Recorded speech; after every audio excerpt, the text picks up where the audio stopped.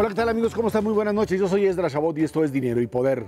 Cuando la economía mundial parecía recuperarse de la crisis 2008, el presidente de los Estados Unidos, Donald Trump, anunció la aplicación de aranceles del 25% al acero y del 10% al aluminio, creando incertidumbre en todo el mundo. Informó que México y Canadá estarían exentos de estos impuestos, aunque dio un plazo de 30 días para que hubiera una buena negociación del Tratado de Libre Comercio. Días después, anunció que su secretario de Comercio, Wilbur Ross, negociaría con la Unión Europea para ver si podía llegar a un acuerdo con estos nuevos socios.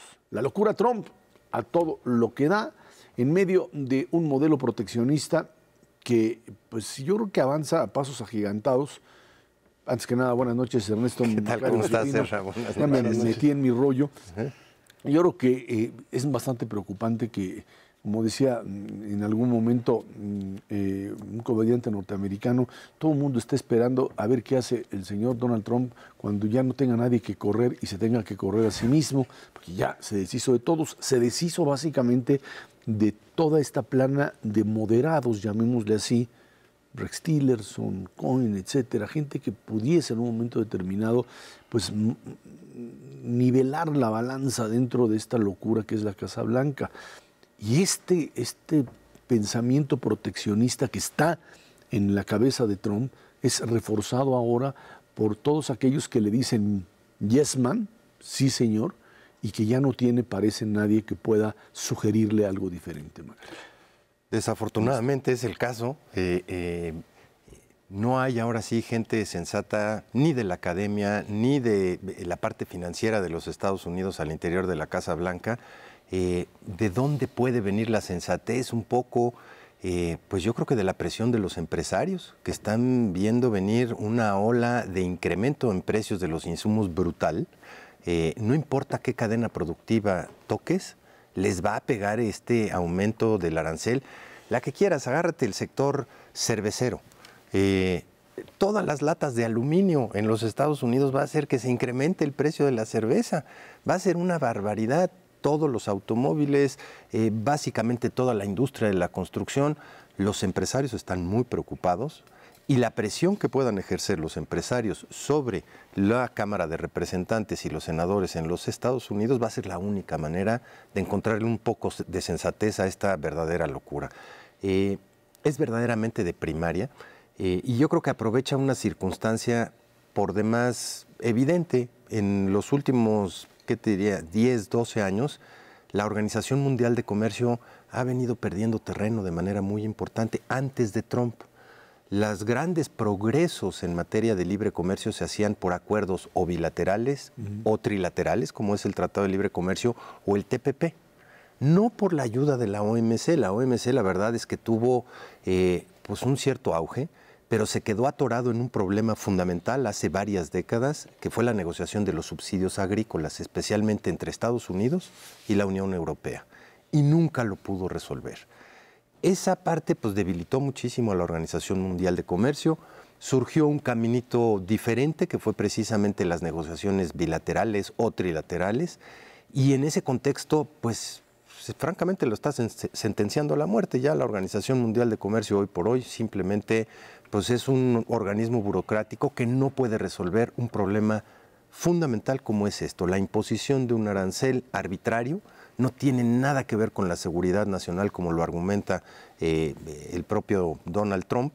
Y finalmente va a perjudicar, porque lo que va a hacer es desatar una guerra comercial brutal entre diferentes partes del mundo, y no se van a ir a imponerle impuestos al hierro y al acero estadounidense. No exportan, se van a ir a ponerle aranceles a donde más les duele, que es cierto tipo de exportaciones de tecnología que pueden perjudicar enormemente a Estados Unidos.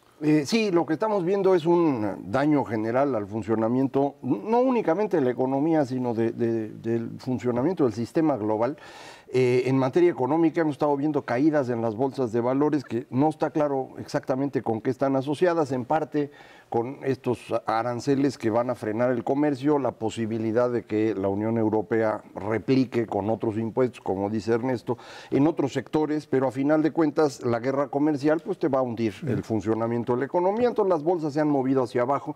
También hay, creo, un problema de incremento de tensión global con lo que está ocurriendo con Rusia en su enfrentamiento ya más o menos claro con la Gran Bretaña, y esto dificulta mucho las cosas. Estados Unidos, aliado tradicional de Gran Bretaña, pues ahora es aliado de Rusia, porque realmente el señor Trump pues parece ser subordinado de Putin. Todos suponemos que tiene algo con que lo tiene amarrado, pero el caso es que así está funcionando, y entonces lo que está ocurriendo con el funcionamiento global es bastante preocupante. Esto creo que debería servirnos de aprendizaje. En un sistema presidencial uno elige al presidente y luego quién va a trabajar con el presidente, pues nosotros no tenemos ninguna opinión, lo decide el presidente solito. A Donald Trump entra, pone 4 o 5 personas más o menos civilizadas y con eso pues nos quedamos tranquilos algunos. Ya corrió a todos y ahora está con puro loco y no hay manera de pararlo. Y lo comento porque luego aquí nos andan ofreciendo gabinetes que son muy bonitos y que mira qué buenas personas. Pues sí, pero a lo mejor los corre al primer sábado, o sea, eso no lo podemos saber. Creo que sí es muy importante entender en un régimen presidencial el peso tan grande que tiene la figura presidencial en la dirección de las políticas públicas, ¿no? Hay un elemento adicional que es desconcertante en el contexto de la economía estadounidense, que son los conflictos de interés. Wilbur Ross ha tenido una relación entrañable durante muchísimas décadas con el sector acerero. Imponer como secretario de Comercio un arancel de 25% al acero y de 10% al aluminio es, vamos, no puedo encontrar un ejemplo de conflicto de intereses más flagrante que ese. Algo tiene que hacer Estados Unidos también para que empiecen los checks and balances a funcionar de una manera más evidente, porque pues a final de cuentas a lo que nos estamos enfrentando o lo que hemos visto durante este último año es que no importa de qué tamaño sea la violación de una ley en los Estados Unidos, no pasa nada. Oye, ya aparece en América Latina. Ya que comentó esto Ernesto, hay un caso peor todavía, similar, pero peor. Hay un gran multimillonario estadounidense, Icahn se apellida, que fue el gran mentor de Donald Trump y lo sacó de la quiebra en los casinos. El señor vendió $30 millones de acciones en cuestiones asociadas al acero, justamente antes de que saliera el anuncio. Todo indica que le avisó Trump que iba a hacerlo para que entonces pues pudiera sacar ahí una lanita. Eso es evidentemente un delito en Estados Unidos, se persigue, metieron a la cárcel a personas famosísimas, Bárbara Walters se llamaba, ¿no? La presentadora, fue al bote por tomar decisiones sobre acciones que parecían asociadas a información confidencial. Aquí está clarísimo y como dices, no pasa nada. No pasa nada. América Latina ya se extendió y ya los tenemos controlados. ¿Qué sucede con el sistema judicial de Estados Unidos y con el FBI, con todas estas instancias de las que hacen hasta series de televisión? No están funcionando. A ver, en este mismo sentido, parecería ser que el caos que existe en la propia dirección de los Estados Unidos estaría ligado con un proyecto muy propio de Donald Trump de tratar de hacer girar a la economía norteamericana a algo que, decía Macario, es similar a América Latina, lo que llamamos aquí capitalismo de cuates, y que es esta idea clara de que hay sectores de la producción que están ligados, no de una forma tan así rudimentaria, yo beneficio a este o a otro empresario, pero sí ciertas ramas de la producción que además representan viejos intereses y que son aquellos con los que finalmente Trump logró llegar al poder y son los que se están beneficiando. Alguien diría que esto no sucedió en otros países. Sí, probablemente sí. Cuando uno ve lo que sucedió en México, por ejemplo, en el proceso de liberalización y de anclaje, digamos, de la economía mexicana al libre comercio, también se dieron todas estas situaciones en donde en medio del capitalismo de compadres, pues en las épocas de Salinas fundamentalmente, sí, vimos este apoyo hacia determinados grupos que estaban vinculados en ese momento al presidente. Pero en Estados Unidos aquí el problema radica, primero que es, por supuesto, un delito, porque estás beneficiando a un sector que a su vez es tu socio prácticamente, y segundo, que si fuese una apuesta a un modelo de integración, de hacer negocio con un modelo de integración mundial, no tendrías tantos choques o tanta oposición, pero como se trata de retorno a mecanismos de cerrazón política, cerrazón económica, impuestos, fábricas que dejaron de funcionar, parecería ser que Trump se puso a comprar todo aquello que no funcionaba, todas las empresas en quiebra, estos obsoletas, estos empresarios que es muy común, ¿no? Te compran empresas quebradas para luego rehacerlas y luego venderlas, pero está haciendo de los Estados Unidos eso, una empresa chatarrera. Sí, y el capitalismo de compadrazgo es una manera de describir un funcionamiento de las economías en donde para hacer negocio, en lugar de competir en el mercado, lo que haces es tratar de que te den una ventaja especial y con eso ganas. Y esas ventajas vienen obligadamente del gobierno, que es el que tiene el poder de hacer regulación. Por ejemplo, cerrar el mercado para que tú seas el único que vende refrigeradores o teléfonos celulares o lo que sea. Y así es como ha funcionado toda América Latina. Ese es parte del problema. Funcionó hasta la apertura. Ha funcionado en general así toda América Latina y esto lo que ha llevado es a que no podamos romper la barrera del ingreso medio. Tal vez el único país que ya, gracias a la apertura y a ciertas medidas, se ha ido liberalizando en serio ha sido Chile, que está muy cerca ya de convertirse en una economía desarrollada. México ha hecho grandes esfuerzos, el Tratado de Libre Comercio, por ejemplo, la apertura del GATT previa, pero el Tratado de Libre Comercio, las reformas estructurales que se hicieron recientemente, son para romper esos espacios de negocio y permitir más competencia. Entonces, quien estaba en ese espacio de negocio y ya se lo quitaron, pues se enoja. Entonces le pega al presidente. De ahí viene el odio que fue acumulando Salinas en su contra, en parte el que tiene Peña, quitando las otras cosas. Esto es un elemento clave. Estados Unidos ha sido una economía en donde la competencia ocurre, aunque también haya espacios de compadrazgo. Esto es lo que estaría cambiando, ¿no? Donald Trump estará abriendo más espacios para hacer negocio con sus cuates y esto obligadamente daña a la competencia general. Eso, a final de cuentas, frena a la economía, ¿no? Ahora, dos argumentos que son verdaderamente no creíbles es esto va a generar más empleo en los Estados Unidos, es una barbaridad. Las nuevas acererías en el mundo entero, no solamente en Estados Unidos, utilizan bien poquita gente. Puedes producir hoy con 18 gentes todo lo que se producía antes con 1000, ya están prácticamente automatizadas y es una ventaja de el acceso a los insumos, fundamentalmente la tecnología, pero sobre todo del acceso a energía. Las acererías estadounidenses hoy en el mundo entero compiten antes de este arancel de 30% porque tienen acceso a energía relativamente más barata que en otras partes del mundo. Y la segunda parte que me parece verdaderamente deleznable es decirle a México y a Canadá, y a ti te doy 30 días. Para que te aflojes. Pero te aprietes, exactamente. Pues es una amenaza tan poco creíble en el marco del... O sea, y no tiene absolutamente nada que ver con un tratado que es realmente importante para las tres naciones. Es de tercera hacer ese tipo de... Vamos, no estás negociando un tratado con una empresa.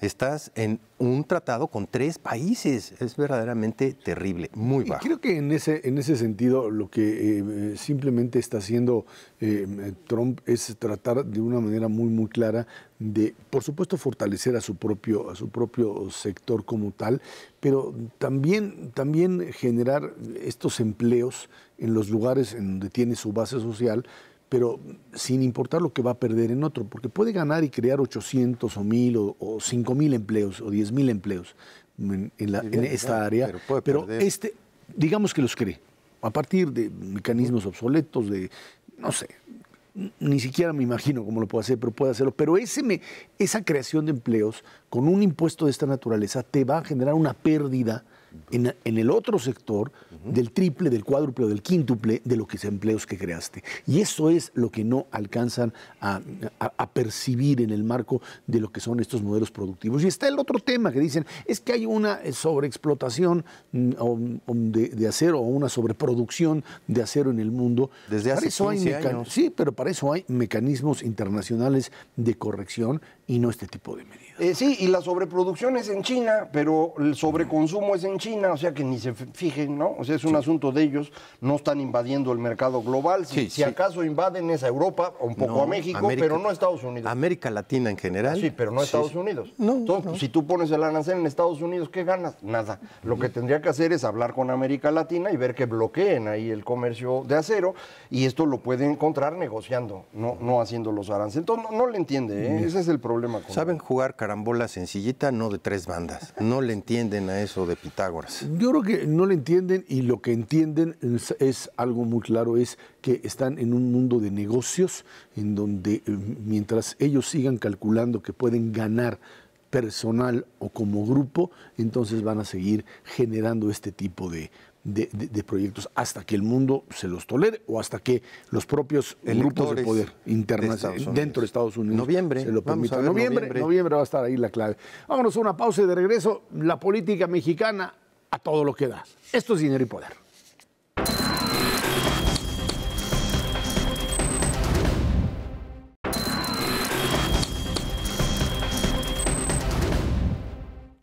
A 8 días de que inicie el periodo de campañas electorales, la guerra político-electoral entre PRI y PAN arrecia. El Partido Revolucionario Institucional asistió a las oficinas de la OEA la semana pasada a entregar documentos sobre el caso Anaya. Los panistas lanzan un video en sus tiempos oficiales acusando a Meade como el padre del gasolinazo. Bueno, lo que uno conoce claramente. Aquí el punto es, a ver, ¿cuál es la estrategia que estarían manejando cada uno de los bloques en este periodo de intercampaña que está por concluir?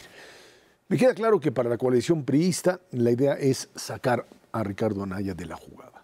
O sea, López Obrador puede estar creciendo, moviéndose. Según ellos, parecería ser que López Obrador se mantiene en su techo piso, llamémoslo así, y como estaría José Antonio Meade en el tercer lugar, hay que quitar a Anaya. Y parten del principio de que la posibilidad de hacerlo está en descalificarlo a él como persona. Básicamente con el tema de una compraventa que fuera fraudulenta, con un tema de lavado de dinero o de recursos él mismo que habría tenido de forma no legal. Aquí el punto es hasta dónde este tipo de estrategias, uno, están hechas para aniquilar al contrincante, o sea, o lo sacas de la jugada, porque si no lo sacas de la jugada, el golpe es tal que si lo resiste, lo convierte finalmente en un elemento prácticamente invencible o por lo menos inalcanzable para un tercer lugar. Y si lo logras echar afuera, entonces generas otra situación totalmente diferente que no sabemos en dónde puede terminar. Y mientras tanto, la primera fuerza, Andrés Manuel López Obrador, se mantiene, yo no sé si aumenta el potencial, pero sí la expectativa de triunfo en el corto plazo, Macario. Sí, me parece que la estrategia es más o menos clara. El que esté en segundo lugar cuando empiecen las campañas, dentro de unos días, pues es el que puede cosechar todo el voto anti López Obrador, que pues siempre ha existido y que no sabemos si es tan grande como antes o no, pero hay un voto ahí. Si no estás en segundo lugar no hay manera. Entonces, cuando arrancan las precampañas hace 3 o 4 meses, estaban prácticamente empatados el señor Anaya y el señor Meade, pero lo que ocurrió durante el periodo de precampaña es que Anaya logró ubicarse en el segundo lugar con toda claridad, Meade se quedó en tercero, y esto pues es un peligro muy serio para ellos porque podrían pues ser condenados a prácticamente el olvido. Los datos que tenemos, que tienen muchos defectos por la manera como se hacen las encuestas, pero son los que hay, indican que el PRI estaría compitiendo por 15%, tal vez 20% del voto a nivel nacional.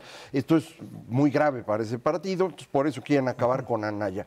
Ricardo Anaya es un político joven, como todo el mundo sabe, pero además que no era muy conocido. Se conoce en el 2015 cuando logra convertirse en el líder de los diputados del PAN y por lo mismo presidente de la Cámara de Diputados unos meses, que se desempeñó muy bien. le heredan el puesto de presidente del partido porque Gustavo Madero se va de candidato, y a partir de ese momento empieza a ubicarse. ¿Qué ha ocurrido desde entonces? Pues lo han acusado fundamentalmente de ser abusivo, de traicionar acuerdos, y estas acusaciones vienen esencialmente de otros panistas que querían el puesto que él tiene hoy, querían tener un candidato. Y de los mismos priistas en un momento determinado. Ahora son priistas que eran panistas, ¿no? Como Lozano y otros, que se movieron para poderlo atacar, pero la acusación es esa. Es una acusación de la cual los amigos del auditorio, nosotros mismos, no tenemos suficiente información. Tenemos que creerle a alguno de ellos. Y entonces a quien le cae mal a Anaya porque le cae mal, pues cree que efectivamente es un traidor. Pero pues no hay evidencia al respecto. ¿Qué ha hecho de entonces para acá? Pues llevó al PAN a ganar 7 de 12 elecciones en 2016 e inmediatamente después derrotar a Manlio Fabio Beltrones en un debate televisivo. Logró construir la alianza esta PAN-PRD Movimiento Ciudadano, que es una cosa inusitada. Para ello tuvo que enfrentar al presidente Peña y le ganó. Le quitó a Felipe Calderón cualquier posibilidad de influir en Acción Nacional. Entonces ha sido extraordinariamente exitoso. Yo entiendo que por eso quieran destruirlo de manera personal, pero otra vez la evidencia que tenemos pues no indica lo suficiente como para creer. Entonces es cuestión un poco de interpretación. Si ese es todo lo que tenía el PRI para atacarlo, pues va a estar difícil que le ganen, ¿no? Ahora, de las pocas encuestas que han salido para capturar precisamente el golpe, lo que nos dicen un poco es que efectivamente esta tendencia alcista que había mostrado Ricardo Anaya se detuvo, ha estado estacionado durante las últimas semanas. La tendencia descendente del PRI se detuvo, pero tampoco ha habido un repunte, y López Obrador pues, ha aumentado un puntito adicional en el promedio de las encuestas estas famosas de Poll of Polls. ¿Qué es lo que se puede esperar hacia adelante? Pues eso va a depender un poco de si se mantiene esta lucha, pues yo diría encarnizada por el segundo lugar, que seguramente seguiremos viendo este tipo de cosas en el corto plazo y hacia adelante, y pues de la posibilidad de Andrés Manuel de mantenerse alejado de esta riña, diciéndoles, pues ya ven, ahí está la evidencia de que entre ellos mismos se destazan.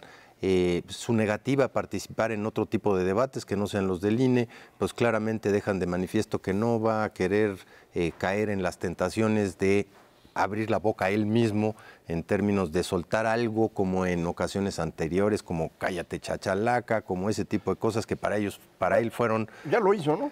Sí, sí, pero a ver... No al mismo nivel, pero sí, ya empezó a decir cosas que pueden ser muy dañinas para él. Sí, lo del tigre, pero aquí hay un elemento importante. Hasta este momento, expresiones como la del tigre, que ya hemos comentado en otros programas, lo que sí se dijo... y lo que apareció negativo de Andrés Manuel no tiene ese reflejo tan importante, ese peso que tenía anteriormente. Este tipo de amenazas o de planteamientos, de echar abajo el aeropuerto, perdón, es algo que hoy queda en un segundo plano. Nadie hace caso de los disparos que se lanzan sobre Andrés Manuel, porque la opinión pública, y el PRI consiguió eso, está centrada en el tema Anaya. Sí. O sea, el tema Anaya consiguieron posicionarlo como aquel que está definiendo contra quién va a pelear López Obrador, si es contra Anaya o si es contra José Antonio Meade. Y allí es donde está directamente el pleito, ahí es donde está concentrándose la disputa.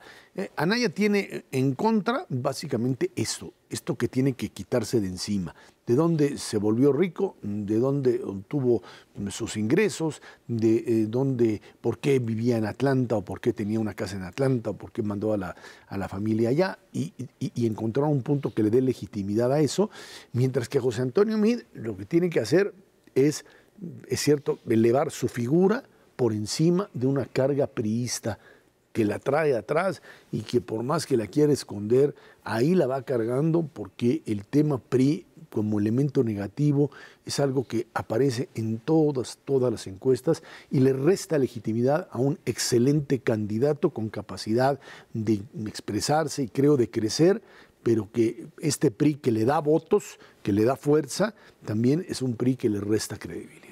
Es que ese es el problema y creo que es un problema que no tiene solución para el PRI. Es decir, no veo cómo los mexicanos van a votar por el PRI otra vez. No se me ocurre de dónde. El desprestigio es inmenso. Habían gobernado este país durante muchísimos años, fueron expulsados, digamos, del poder, lograron recuperar, tuvieron una segunda oportunidad maravillosa y le echaron a perder. Es decir, los niveles de corrupción que hemos visto durante este sexenio no tienen comparación. No es un problema del señor Peña Nieto, al que tiene sus acusaciones y eso, pero no, lo relevante es, por ejemplo, el gobernador Duarte de Chihuahua. El otro día escuchaba yo en el radio, le acaban de detectar un rancho y se lo quitaron. Es la propiedad número 21 que le quitan. 21 propiedades le encontraron ya, no sé cuántas más haya. El señor Duarte, el otro, el de Veracruz, desvió 3,000 millones de dólares. No es que se lo haya llevado él, nomás se perdió y no lo vamos a recuperar jamás. ¿Esos no se llevaron a la OEA? Sí, esos no fueron, exacto.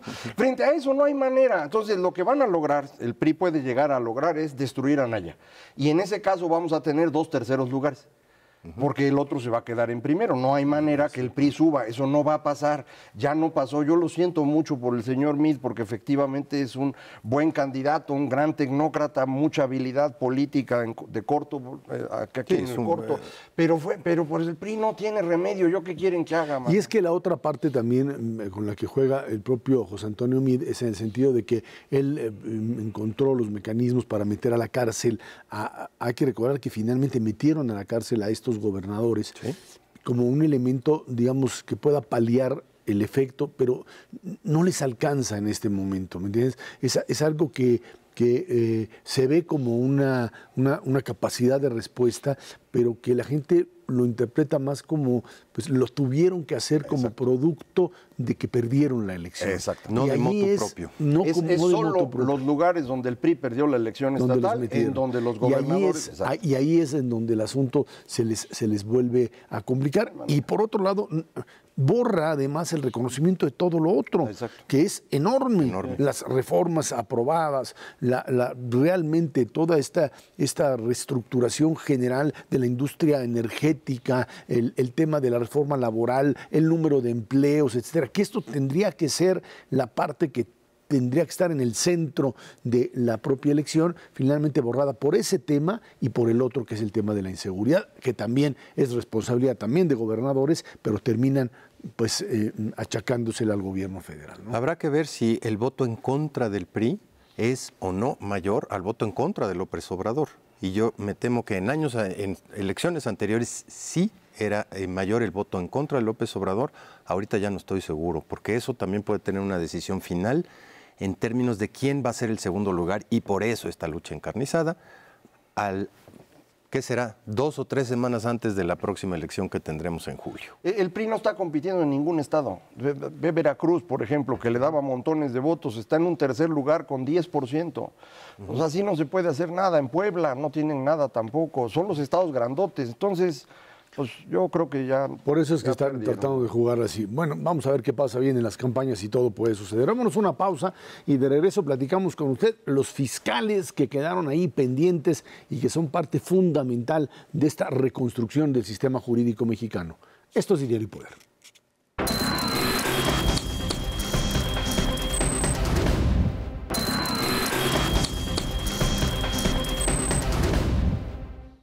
Los nombramientos de los fiscales general y anticorrupción aún están pendientes de ser aprobados en el Congreso de la Unión, mientras que la iniciativa privada urge a legisladores a hacer los nombramientos lo más pronto posible.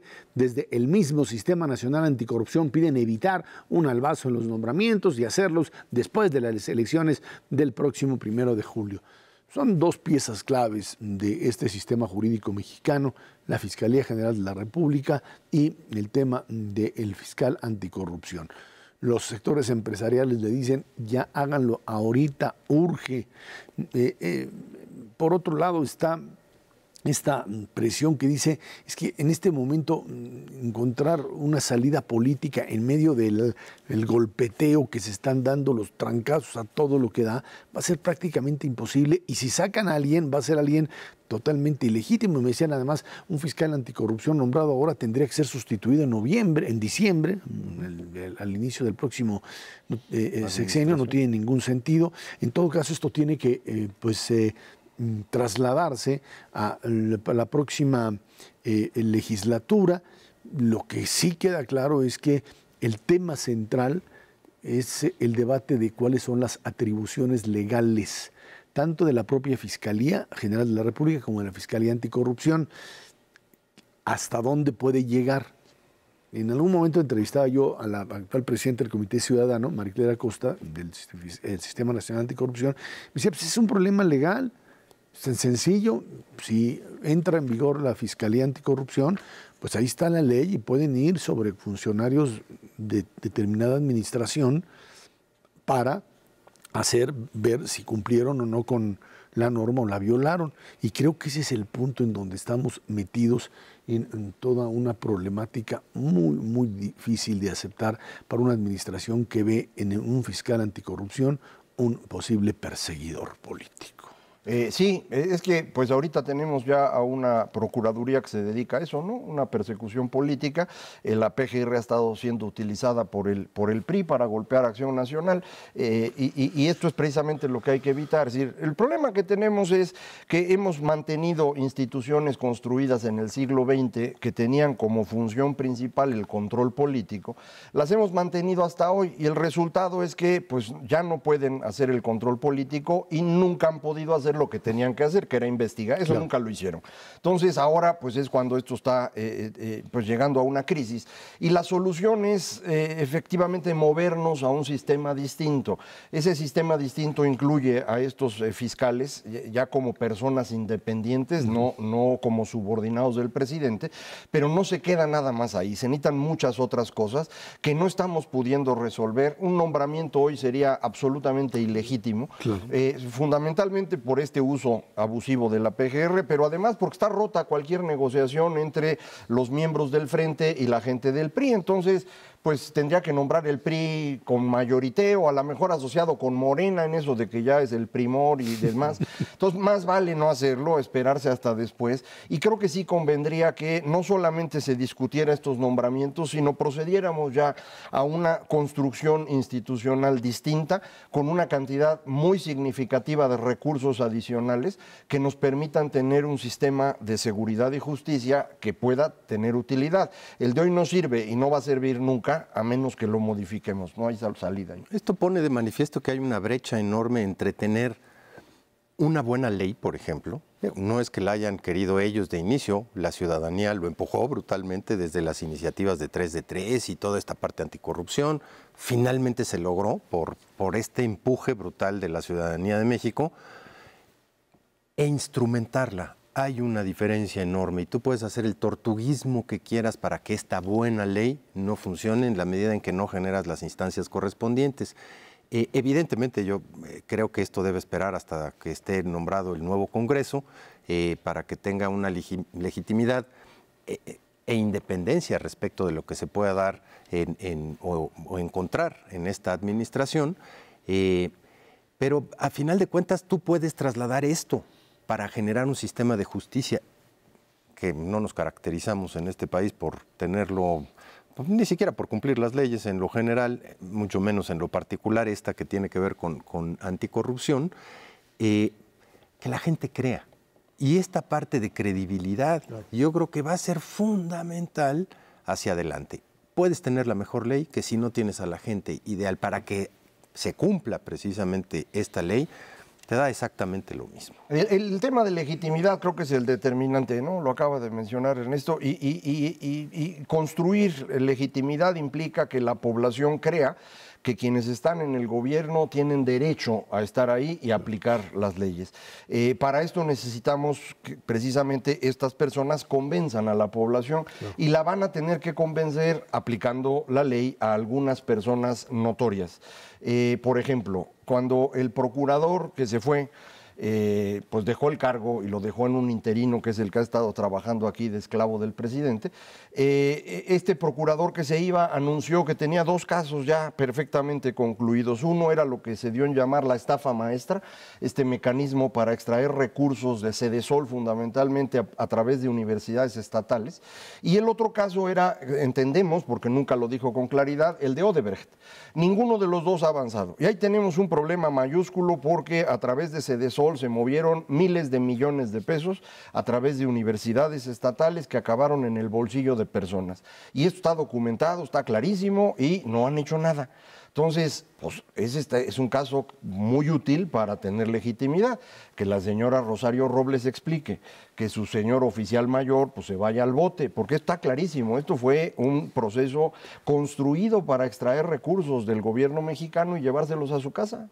Entonces, esas son las cosas que hay que hacer. Si no hacen nada de eso, pues si me van a acusar al señor Anaya porque le vendió a una empresa que lavaba dinero, pues eso no ayuda a crear legitimidad, a lo mejor ayuda a tumbar a Anaya, pero el problema de México no es el candidato presidencial de un partido u otro, sino las instituciones de aplicación de la ley que no están funcionando. Sí, lo que pasa es que en un momento electoral como este pues no. es imposible meterse ni a armar fiscalías, ni por supuesto a resolver ese tipo de excesos, de abusos que tienen que por supuesto, o sea, que son parte o serían parte de una fiscalía autónoma. Porque volvemos otra vez al punto, la Procuraduría General de la República, como un ente dependiente del Ejecutivo, no puede investigar esos casos, porque es juez y parte, volvemos a lo que hablábamos. En ningún país del mundo lo es, bueno, civilizado. No funciona, simple y sencillamente es imposible que esto funcione. Sean administraciones, incluso en los estados de la República, es peor todavía, sí, en donde panistas, peristas o perredistas,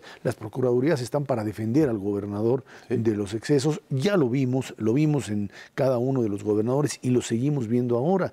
Ahora, en este sentido, creo que poder caminar hacia un nuevo esquema jurídico requiere también un compromiso político de las partes. Si no hay este consenso dentro de las distintas fuerzas políticas de hasta dónde se puede llegar para iniciar el modelo de una fiscalía independiente.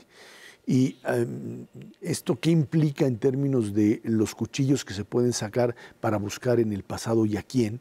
Esto puede terminar por convertirse en algo imposible de armar. ¿Por qué lo digo? Porque, pues, por supuesto, a la hora de empezar a investigar van a decir, como dice Macario, vámonos al tema Odebrecht o vamos al tema de la estafa maestra, etcétera. Y otros van a decir, sí, pero vele a buscar al gobernador panista de aquí y al gobernador perredista de aquí, porque este también, o al propio Ricardo Anaya, y esto se convierte, no sé si es un equivalente al caso brasileño, pero se convierte en una guerra política interna por ver, a ver cuántos muertos puedo yo aquí sacar. Y esto te convierte en una situación de ingobernabilidad, no porque se trate de defender a alguien o no de inculparlo, o de no inculparlo, pero porque le tienes que dar viabilidad también a un país que requiere seguir funcionando porque de lo contrario entras en esquemas de ingobernabilidad, o sea, de que nadie pueda controlar la situación y se te termine saliendo de las manos. Las democracias que cayeron en esos niveles terminaron siendo gobernadas por grandes caudillos que traían varitas mágicas, Chávez y compañía, ahí sí, y terminaron imponiendo regímenes autoritarios. Ahora, la diferencia entre la noche de los cuchillos largos y la impunidad total. Pues hay un espacio ahí en medio que es difícil encontrar, lo reconozco, pero no, creo que hay la suficiente capacidad de inteligencia en este país para encontrar precisamente eso.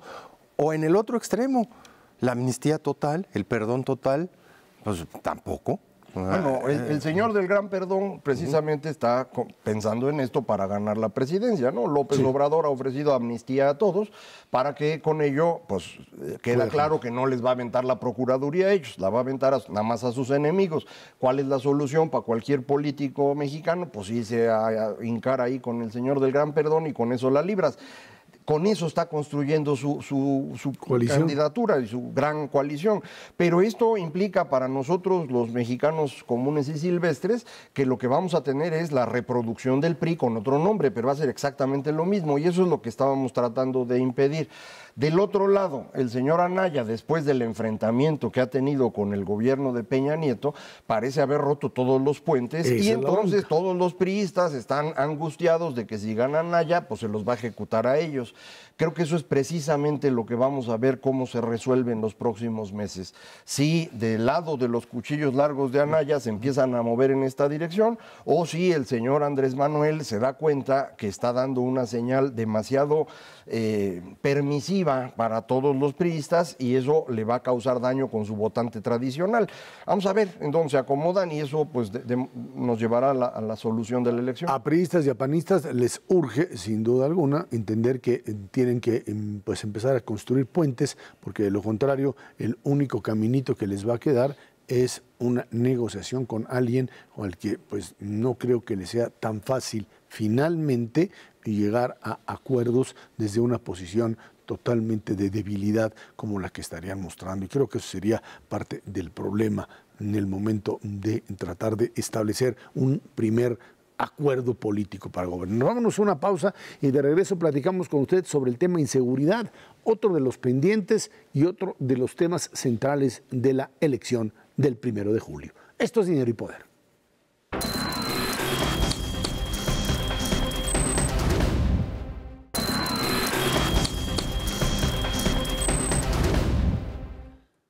Después de que 2017 fue calificado como el año más violento en los últimos 20 en el país debido a los altos índices de homicidio, 2018 va por el mismo camino.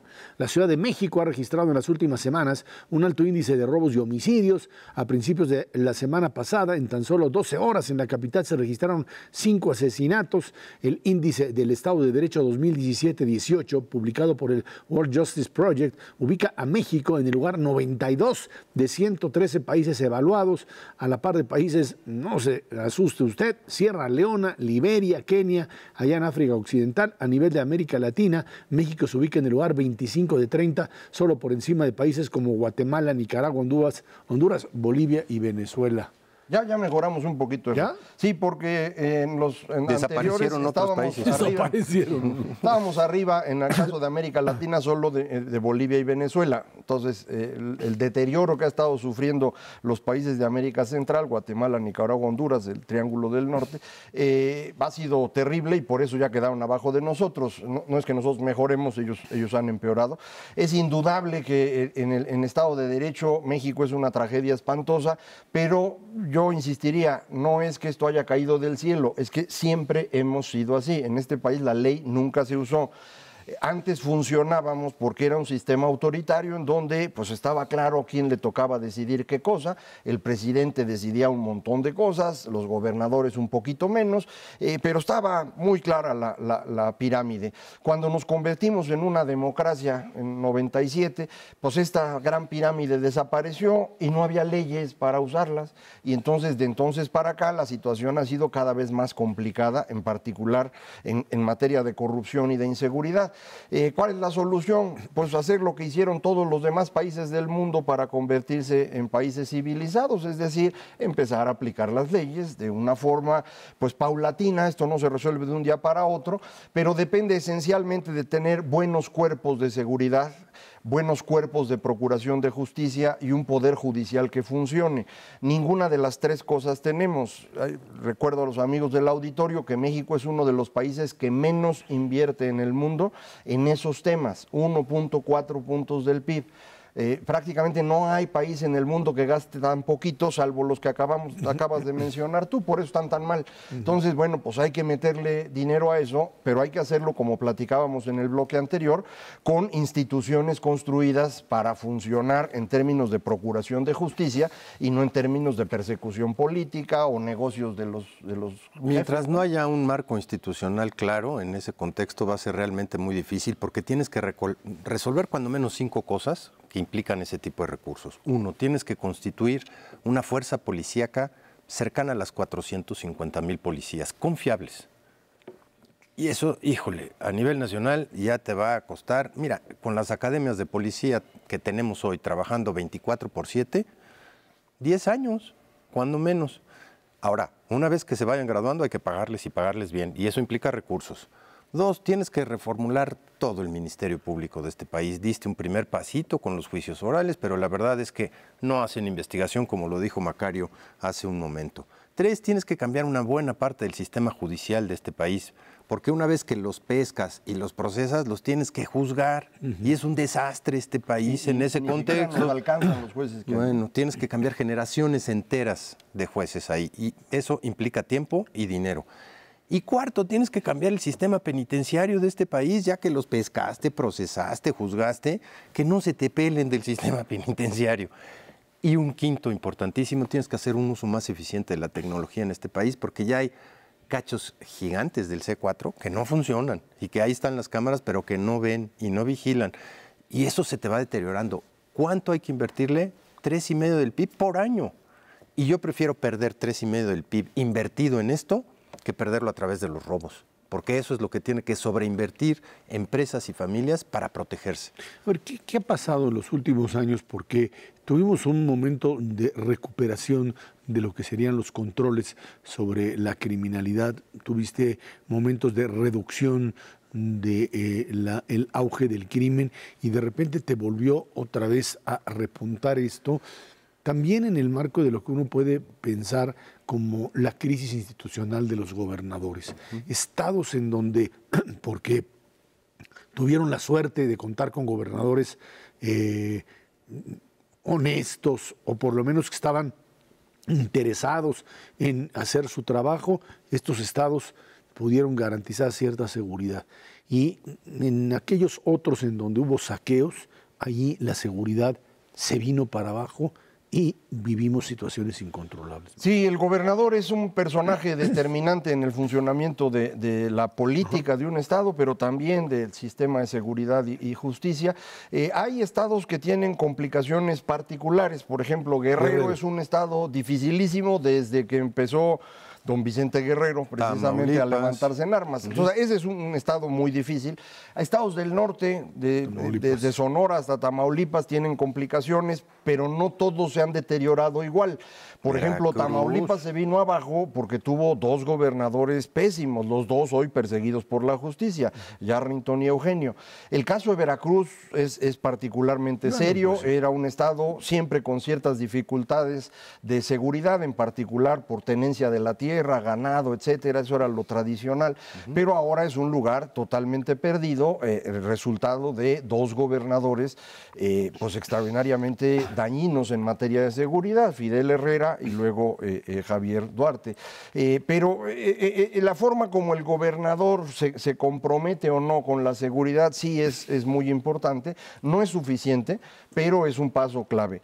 El otro elemento que debe involucrarse es la sociedad civil. En los lugares en donde hemos logrado mejoras significativas ha sido porque la sociedad civil se incorpora, Tijuana, Juárez, Monterrey. Si logran mantenerse ahí... Los empresarios. Sociedad civil en general, empresarios, organizaciones, etcétera. Pero, por ejemplo, en Monterrey, una vez que cambian de gobernador, llega el Bronco, no acaba con la fuerza civil, pero sí le cuesta, y el resultado es que volvió a crecer la inseguridad. Entonces sí es muy importante. Aquí en el DF en particular ha habido problemas cada vez más complicados y pues parece que no hay el compromiso necesario, ¿no? Y yo te diría, hay un elemento adicional esencial en todo esto, que más allá de la voluntad puedes tener buenos gobernadores, es cómo ha venido creciendo el crimen organizado, porque parece que están en un estado estático y no, vienen evolucionando, tienen una cantidad de dinero y recursos impresionante, más allá del asalto en calle, esta parte organizativa en donde hace 40 años tenías que lidiar con 4 cárteles, ahora tienes que lidiar con 96 cárteles de crimen organizado, que no solamente es el trasiego de droga, es evidentemente el secuestro, la extorsión y bueno, todo lo que tiene que ver con la parte de criminalidad. Ahora, finalmente, lo que es cierto es que el tema de la inseguridad tiene un ingrediente o tendrá un ingrediente político importante para el proceso electoral y es quién carga con la responsabilidad de la misma. Aquí hablamos de que son gobernadores, de que son presidencias municipales, cuerpos de policías y jueces, pero la ciudadanía tiende a identificar el tema directamente de inseguridad otra vez con el Poder Ejecutivo Federal.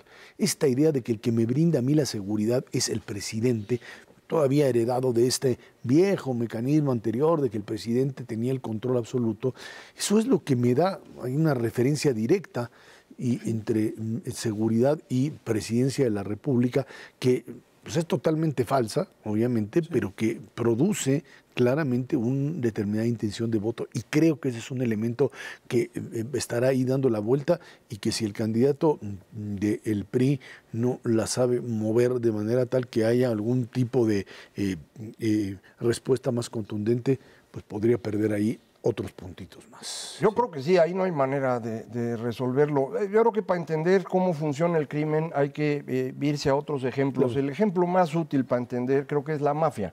Italiana. La mafia italiana. O la de Nueva York. Perdón. No, es la misma. El origen de la mafia es mecanismos que la sociedad va construyendo para darse los servicios de seguridad que el Estado no puede dar. Es decir, dado que no hay una institucionalidad, vas construyendo estos cuerpos intermedios. Así es como surge en Sicilia la mafia, los va a Nueva York, en todo el sur de Italia sigue funcionando así. ¿Cómo le haces aquí en México? Pues lo mismo, se te cae la institucionalidad en 97. El mismo año se muere Amado Carrillo, que era la gran pirámide, y pues desde entonces para acá, perdiéndose la institucionalidad, lo que crece es el crimen organizado. Bueno, pues ahí está, y creo que con problemas bastante serios para recuperar institucionalidad, que finalmente es lo que se requiere para tener un Estado de Derecho. Ernesto Cervera, Macario Schettino, muchísimas gracias. Gracias a usted que nos ve y nos escucha todos los jueves aquí en Canal 11 Dinero y Poder. Estamos en la radio Noticias MBS en el 102.5 del FM de lunes a viernes de 5 a 7 de la noche. Por nuestra parte, muchísimas gracias y muy buenas noches.